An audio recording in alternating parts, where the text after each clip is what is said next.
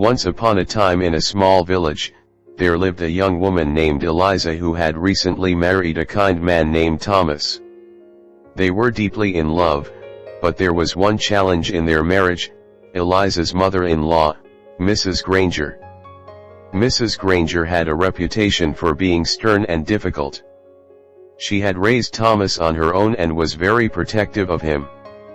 Eliza, wanting to make a good impression, tried her best to please her mother-in-law. However, no matter what Eliza did, it never seemed good enough for Mrs. Granger.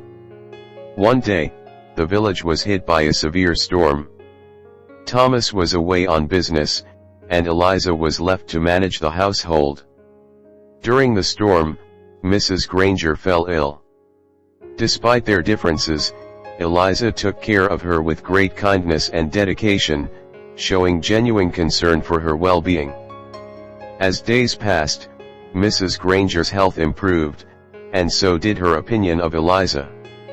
She started to see the young woman not as a rival for her son's affection, but as a loving and caring person.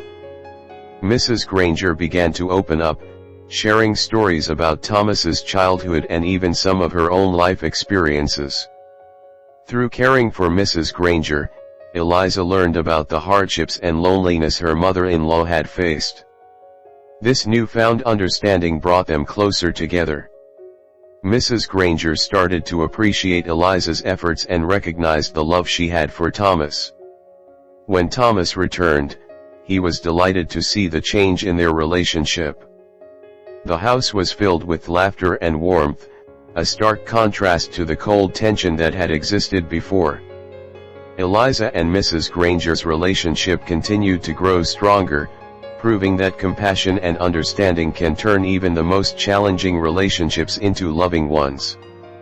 They became not just family by marriage, but family by heart, demonstrating that love and kindness can bridge the widest of gaps.